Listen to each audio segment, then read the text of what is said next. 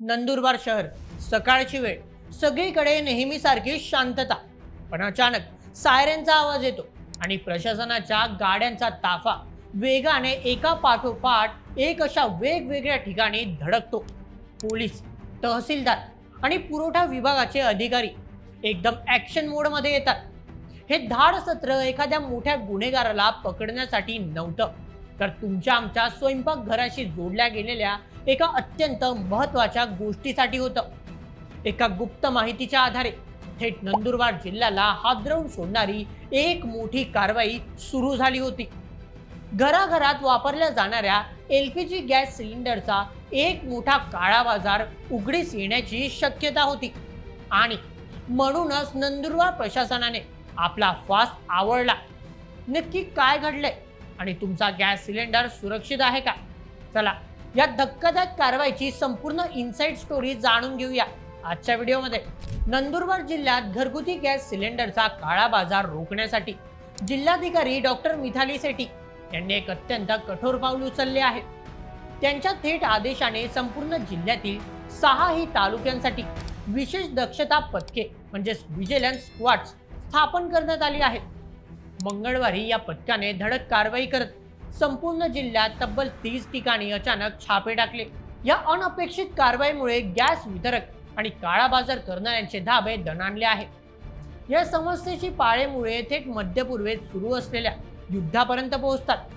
या युद्धामुळे भारतात येणारा LPG गॅसची पुरवठा साखळी म्हणजे सप्लाय चेन विस्कळीत झाली आहे. देशभरात घरगुती गॅसचा पुरवठा सुरळीत ठेवण्यासाठी सरकार प्रयत्न करत आहे, पण नंदुरबार जिल्ह्यात या संकटाने वेगळेच वळण घेतले आहे.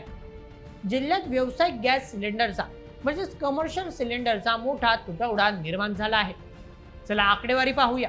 जिल्ह्यात रेस्टॉरंट, हॉटेल्स आणि छोटे विक्रेते यांचे मिळून सुमारे 4000 व्यावसायिक सिलेंडर कनेक्शन आहेत. पण धक्कादायक बाब म्हणजे या 4000 ग्राहकांना मिळून दररोज फक्त 68 व्यावसायिक सिलेंडर पुरवले जात आहेत. या प्रचंड तुटवड्यामुळे हॉटेल व्यावसायिक आणि हातगाडीवर खाद्यपदार्थ विकणाऱ्या छोट्या विक्रेत्यांचे प्रचंड हाल सुरू आहेत.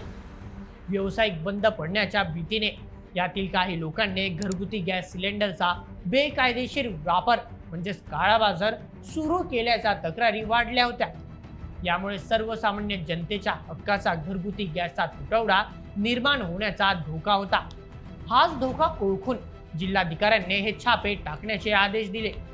या संपूर्ण प्रकरणाचा नंदुरबारच्या नागरिकांवर आणि अर्थव्यवस्थेवर तिहेरी परिणाम होत आहे. ला मुद्द्यानिशी सांगतो. सर्वप्रथम सर्वसामान्य माणसांची धाकधूक. घरगुती गॅस सिलेंडर हॉटेलमध्ये वापरले गेल्यामुळे सर्वसामान्य कुटुंबांना वेळेवर गॅस मिळेल की नाही याची भीती वाटू लागली आहे. द्वितीय, व्यावसायिकांचे अश्रू. जे हॉटेल व्यावसायिक प्रामाणिकपणे कमर्शियल गॅस वापरून इच्छितात त्यांना गॅस मिळत नसल्याने त्यांचे व्यवसाय डबघाईला आले आहे. रोजगाराचा मोठा प्रश्न निर्माण झाला आहे. तृतीय, ग्रामीण भागातील हाल आणि तांत्रिक अडचणी. नंदुरबारच्या ग्रामीण भागात परिस्थिती अधिकच बिकट आहे. तळोदा शहरात एका गॅस एजन्सीच्या सर्व्हरमध्ये बिघाड झाल्याने लोकांना सलग 2 दिवस सिलेंडरसाठी लांबच लांब रांगा लावाव्या लागल्या. ग्रामीण भागातील अनेक ग्राहकांना बुकिंगचा OTP न येणे किंवा सिलेंडर न मिळताच डिलिव्हरी झाल्याचा खोटा मेसेज येणे अशा मनस्तापाला सामोरे जावे लागत आहे. या संकटावर मात करण्यासाठी प्रशासनाने कंबर कसली आहे. कारवाईसाठी नेमलेल्या दक्षता पथकामध्ये तहसीलदार, पुरवठा अधिकारी आणि पोलीस उपनिरीक्षक अशा महत्त्वाच्या अधिकाऱ्यांचा समावेश आहे. चला आता जाणून घेऊया प्रशासनाने घेतलेले महत्त्वाचे निर्णयांबद्दल. सर्वप्रथम 2 दिवसांचा आगाऊ साठा म्हणजेच बफर स्टॉक. प्रशासनाने सर्व गॅस वितरकांना आदेश दिले आहेत की त्यांनी किमान 2 दिवसांचा आगाऊ साठा म्हणजेच ॲडव्हान्स स्टॉक नेहमी तयार ठेवावा. द्वितीय, 10,000 सिलेंडरवर करडी नजर. सध्या जिल्ह्यातील 26 वितरकांकडे मिळून 10,361 गॅस सिलेंडरचा साठा आहे. या साठ्याची नियमित तपासणी केली जात आहे. तृतीय, राखीव साठा.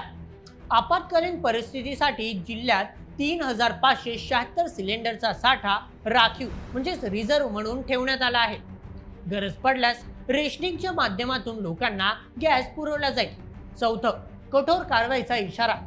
जर कोणी वितरक किंवा व्यावसायिक नियमांचे उल्लंघन करताना किंवा काळा बाजार करताना आढळला तर त्याच्यावर जीवनावश्यक वस्तू अधिनियम 1995 नुसार अतिशय कडक कारवाई केली जाईल असा सज्जड दम प्रशासनाने दिला आहे. थोडक्यात सांगायचे तर नंदुरबारमधील 3,20,000हून अधिक घरगुती गॅस ग्राहकांचे नुकसान होऊ नये म्हणून प्रशासन डोळ्यात तेल घालून काम करत आहे.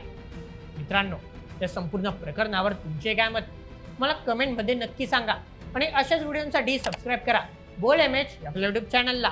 धन्यवाद.